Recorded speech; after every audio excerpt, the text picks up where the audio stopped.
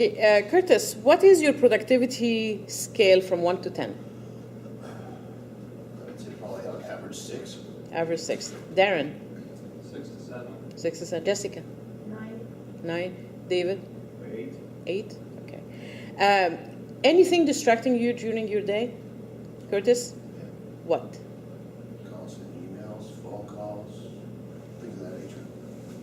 This is what we're going to be talking about. We're gonna define what productivity it actually is, and what. Of course, there is a difference between productivity for the company, but your own personal productivity that you bring to the organization that you are in. We're going to talk about self-mastery. What does it mean? So you can commend your productivity. We're going to talk about the neuroscience behind, in very simple terms, why we do. How many times we say, you know what, my heart is feeling this way, but my mind is not really there.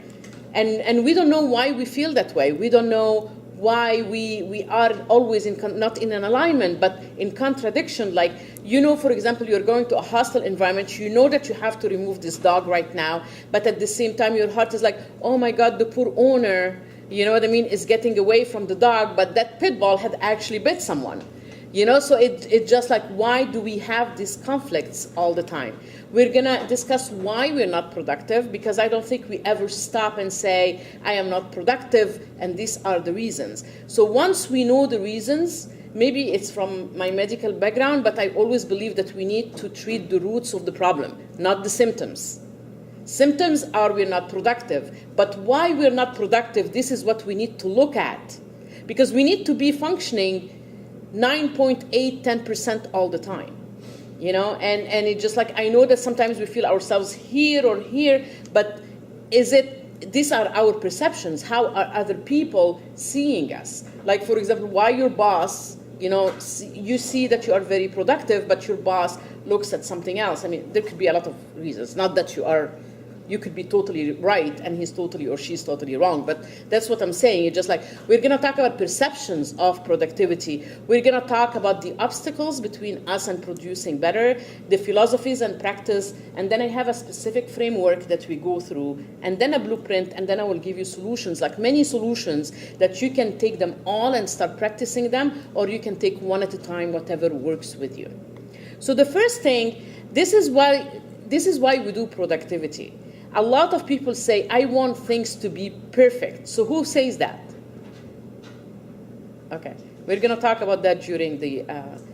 there are people that are procrastinating. There are people that are unclear about what to do next. Like you say, you get into a big project and then you don't know what to do next. You are overwhelmed. You are distracted. You're not able to handle whatever currently is around you. The stress, do you react to things? Are you proactive? Do you take action? Are you overwhelmed with everything that is around you? All these factors have something to do with productivity.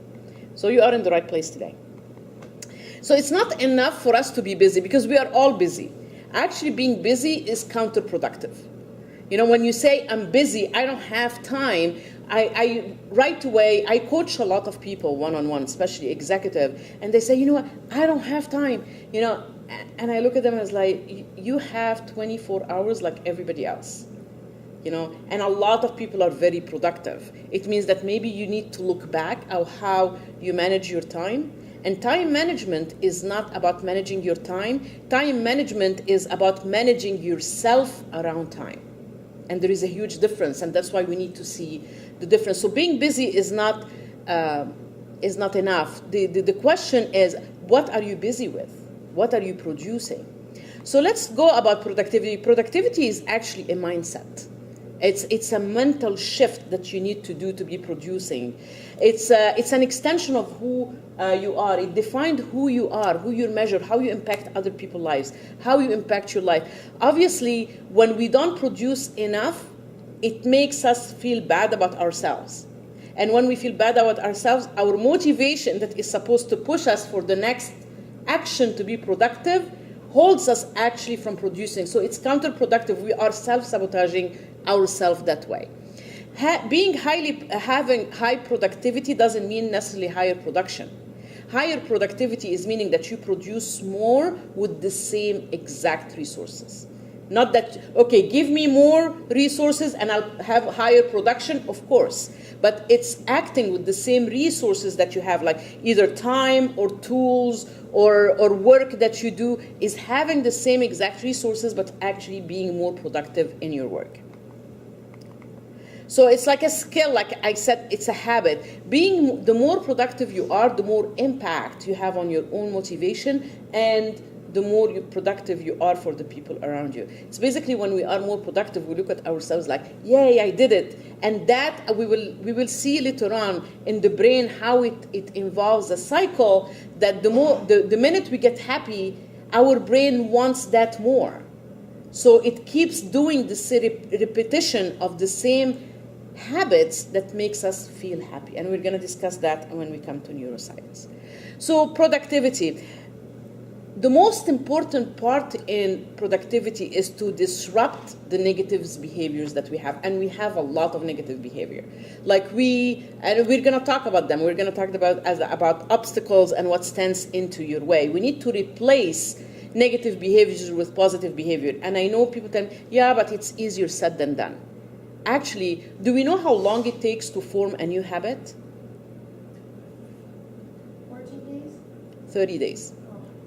It's chunks of 10 days, and we're going to talk about it. But at the end of 30 days, if you do it the right way, your habit becomes an automatic response. So it will be like when you breathe, when your heart beats without you feeling it, actually your productivity can become part of your habits every day.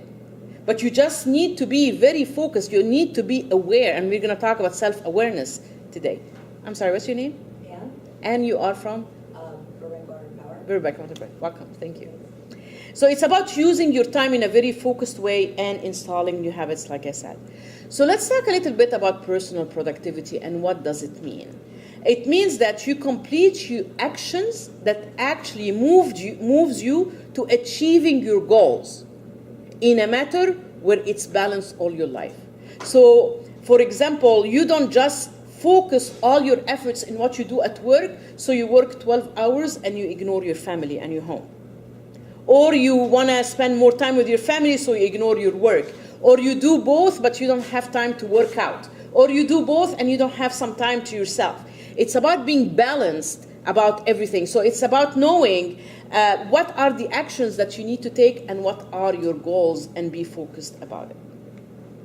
How many had resolutions for the New Year's? How are they going? And by end of February, they won't be there. And we're going to discuss why. And you're not the only one. You know, do we know how many people in the United States actually achieve their goals that they put? 3%. That's it. 3%. And we're going to discuss some of their characters today. So a big part of personal productivity is self-awareness and self-management. And both are a big part of emotional intelligence. Emotional intelligence is when we know who we are on the inside as human beings. And we are so busy that we go into our lives without really stopping and saying, what do I stand for? Who am I? Where I want to go? How I want to look in 2 years, in 3 years, in 6 months?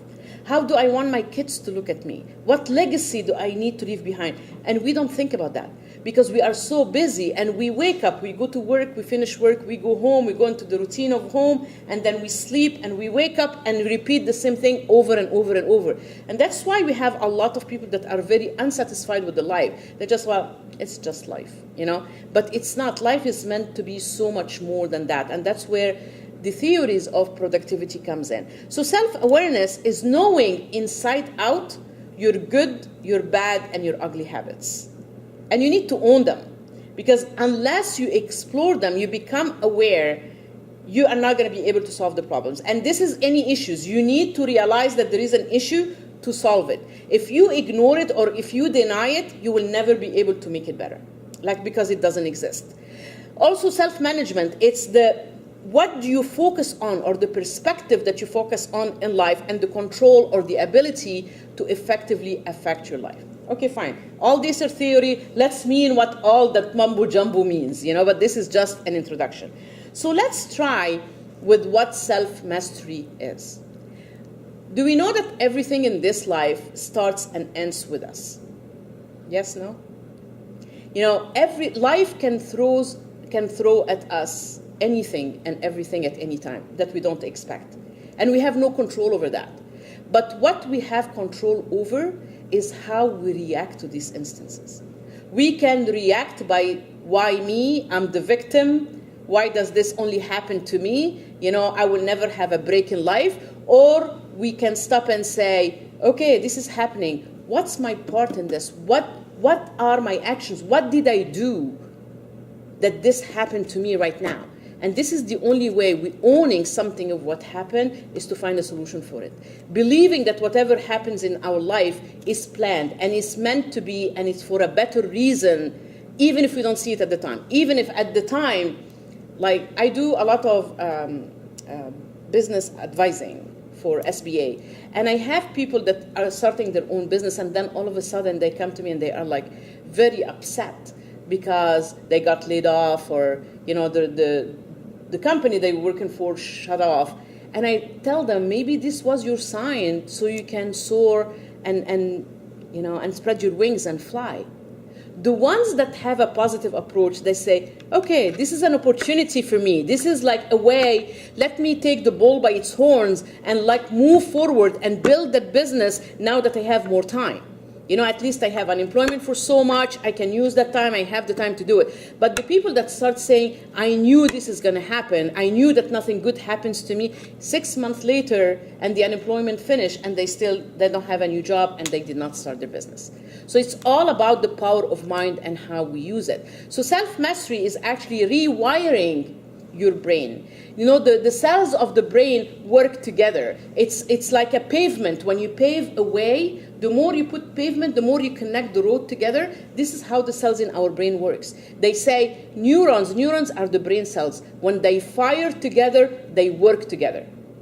And that's why now they are finding new ways, people that even had muscular dystrophy or like a lot of muscular problems, there is a way that they can bypass that damaged part in the brain like they do the bypass in the heart. So this is the new technology. It's called neuroplasticity. So that means if someone that is paralyzed and can walk again, that means the power of the mind and the body that we can use for ourselves in a lot simpler tasks. So that's what I mean by self-mastery. It's important to look at change. I know that people look at change and get anxious because it gets them out of the comfort zone. We get anxious when we are out of the comfort zone because it's the unknown all of a sudden. And when we are in the comfort zone, no matter how bad it is, we know what to expect. And that's why we are scared to go outside. But they say that miracles happens only when you step out of the comfort zone. Change is the only constant in life, so we need to welcome it. Sometimes people look at obstacles in the life and say, oh my God, it's a barrier. You know what? The barriers are there to teach you a lesson. Try to learn from it. Life is, no one said that life is easy. No one said that life will be always rosy and pinky and nice. It comes with the good and bad, and we need to realize the good and the bad. But it's important also as human beings that we look at the 95% that we have and not the 5% that we don't have. And the sad part is people concentrate on the 5% that they don't have. And they forget to be grateful for the 95% they have. And again, it's a mind shift. If we start looking at the 95%, when the 5% hits in, we can produce more and we can do better. Okay, what did I do? Okay. So self-mastery has actually 5 points. It has self-awareness, self-management, confidence, motivation, and it's a long life journey. And that's what you were talking about before, like motivation and how do I go to productivity. So the first one, self-awareness. What do you want to be productive in? You have to start. Do you want to be productive at work? You want to be productive with your family? You want to be productive working out? You want to be productive being healthy? You want to have all that together? What is it that you want to be productive in? You have to start defining that. Or which area in your life you feel you have high productivity or low productivity? How can you balance it? There is an important principle. It's called believe it to see it. Most people look at I need to see it first to believe it. Try to change the way you look at it. When you believe that this can be done, or this is my future, you can actually start working towards it. You know, they say that Michelangelo, when he was carving the Sistine Chapel, the roof of the Sistine Chapel, he said he looked at that rock and he saw the angel and he carved the wall to set it free. So he believed it was there and he did what he did to make it, to see it. So he believed it to see it. Also, we need to change somehow our notion, how we look negative to positive, because believe it or not, this has a lot to do with productivity. Imagine when you wake up in the morning and you are in a negative mood. How is your production that day? How is your productivity that day? Right? What happens when you have negative, whiny people around you? What happens? Around us, Yes. it sucks you in. Right? Sometimes, or it just lowers my energy. I try to get away from that. Exactly. We call them actually energy vampires. You know, and vampire because they suck the life out of you. And that's why we need to start being aware when that happens. You know, if you have someone negative around you, there are two ways, no third one. You either can help them so they can get better, and the most important part, that they accept help. You know, and the second part is that there is no solution for it, get away from them. Or try to minimize. I know sometimes coworkers try to minimize your interaction with them as you can. And I know even friends, you have family members that whine and whine and whine all the time. You know, throughout my life, I had to get rid of like two people in my life because they were sucking the life out of me. As like, it would get me down for days after being with them for like a couple of hours. So we need to know, remember, your energy is your number one asset in productivity. You have to save it with your life. You have to defend it with your life. You cannot let negativity in your life. We will all have down days. You know, go with it, but get up knowing that, okay, it happened. You know, guess what? I'm not the only one that bad things happen to. But look at me, like, am I better than a person that just got new today, was diagnosed with cancer? Am I better than a person that just lost their house today? Someone that died in their family? You know, there are a lot of perspectives that we can put things together, that we need to be thankful for what we already have. We need to be grateful. Gratitude is the gateway to abundance in our life. Abundance meaning you welcome everything that's positive and good for you. The more positive you are, the more productive that you are. Look at your inventory. You all have skills and talents. You know, I have a sheet that we're going to work later on so you can know what are your strengths. Who knows what are their strength point and weak points? Okay, we're going to work that together because did you ever write it down, Curtis? I think I did one of your classes. In one of my classes, yes. But did you ever do it like before in life? Do we ever think about that? Okay, this is important. Every now and then you need to take inventory of where you are. Without knowing where you are today, you cannot move for tomorrow. It's like going on a journey. If you don't know the origin where you're leaving, you will never get to your destination. So every now and then you need to do inventory of where you are today. And also productivity has layers. How is your productivity when the night before you're partying till 3 o'clock in the morning? How is your productivity the second day? How is it when you have a rough night sleeping or when you're sick? So it's layers. Layers meaning sleeping well, eating well, breathing well, thinking positive. Productivity has layers into it, but we just don't think about productivity that way. We say, oh, you know what, I just didn't do it, you know, or I don't have enough time. We just try to summarize everything in something that is very simple so we don't bother ourselves. So that's what I mean by self-awareness. The second thing is, who are you inside out? And that's what we're going to part of knowing today. That's the first exercises that we have today. Then self-management.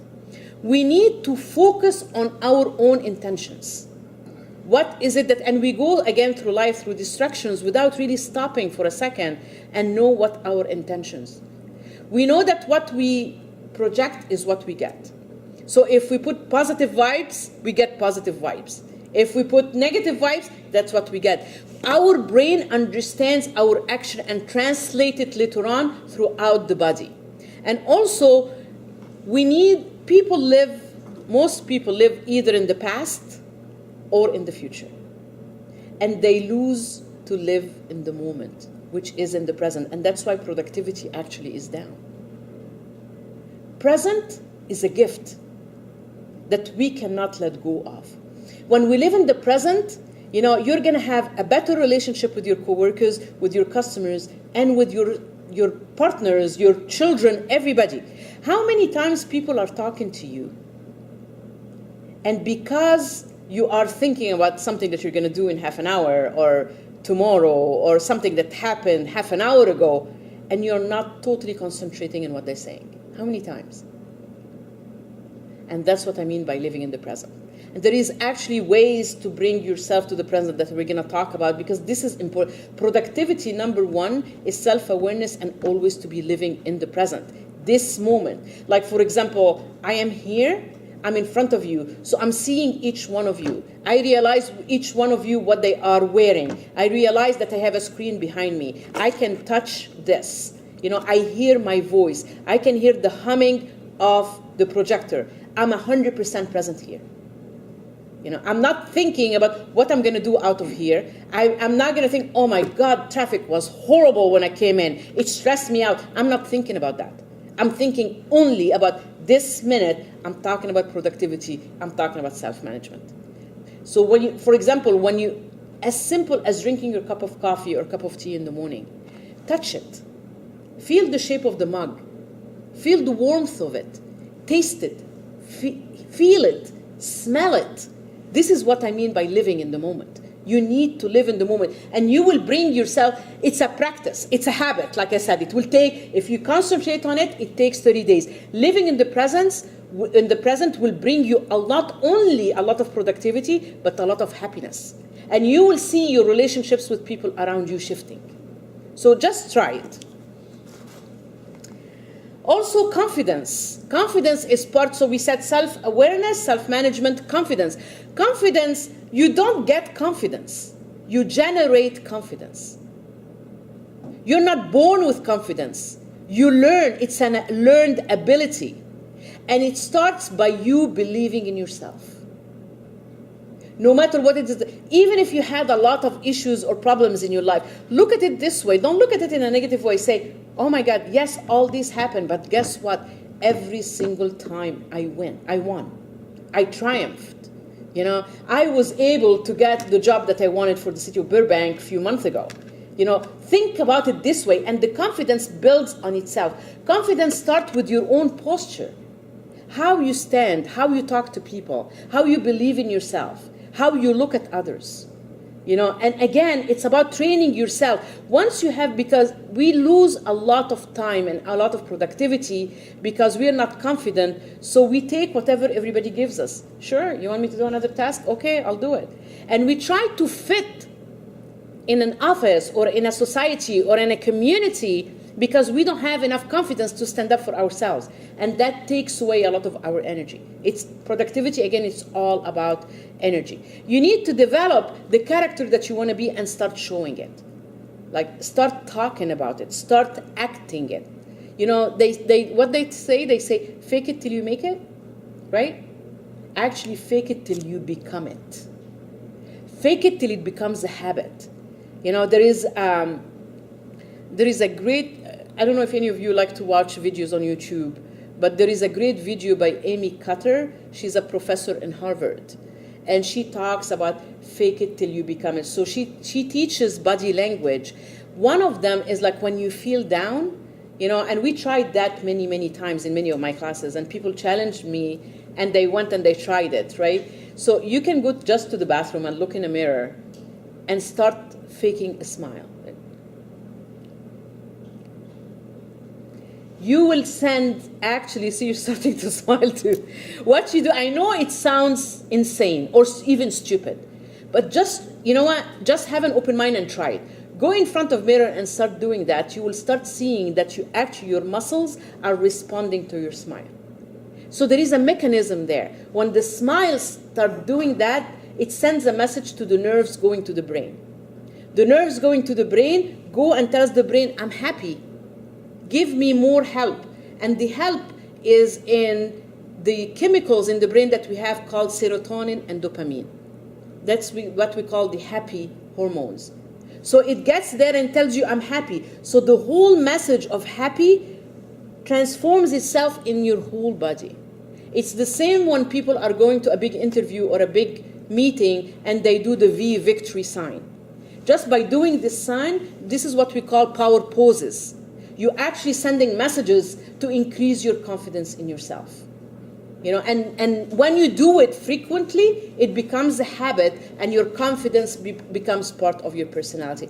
We are not born with being confident. I was not born confident. Actually, I was the total opposite. I come from a culture where, it's very dominantly male, and women cannot talk, cannot do things, and it just my confidence was really shattered. And I had to keep learning and pushing myself. It was scary at times. I had fear. I had doubts, and still one foot in front of the other till it becomes you. That's what I mean by confidence. And you can develop it. And then we have the motivation. We know that motivation is internal or external. Internal meaning, I don't need anybody to tell me I'm good. I know I'm good, and I get satisfied by whatever I do myself. The more productivity I have, the more satisfied, the more motivated I get. It's a cycle. And some people need external motivation. They need people to appreciate what they're doing. And there is no right or wrong here. They need people to say, other boy, you did a good job. Or having a promotion, or having increase in salary, or someone just realizing what they're doing for the space they are in. So in order to motivate ourselves, we need to know what are we looking for and align who we are with where we want to be. Practice, again, positive thinking. And I want to remind you that no one can mess up your day except you.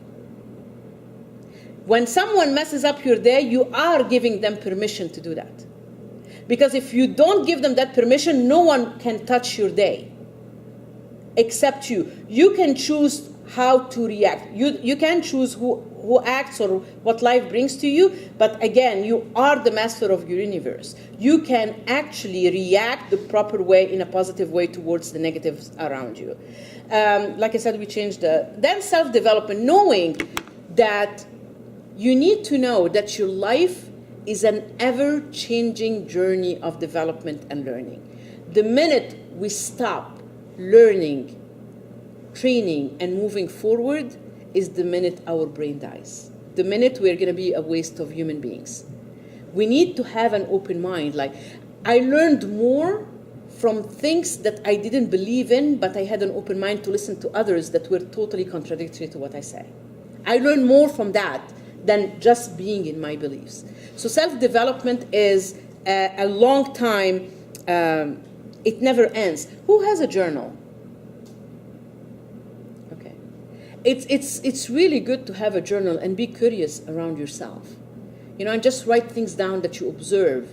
There is something also we're going to talk about later on. It's called the gratitude journal. And the gratitude journal, I invite all of you to do. It's not like a woman thing, But if you write, for example, every single morning or at night before you go to bed, one thing that you have been grateful for in life today, at the end of the week, you look and you have 7 things that you are grateful for. It sends a different message to the brain to make you more grateful. In 2 weeks, you will have 14 things that you're grateful for. In 3 weeks, 21. In a month, 30 things that you're grateful for. You look more at the positive than the negative. We all have nuances. We can go in the morning, every morning I leave and I know I have a training, right? So I know where I'm going. I leave at least half an hour earlier than when I should, than what my Waze is telling me. And you know why? Because I say, what if my car will not start? I will have the time to call an Uber. That's how prepared I am. I look at what can go wrong and I prepare myself for it.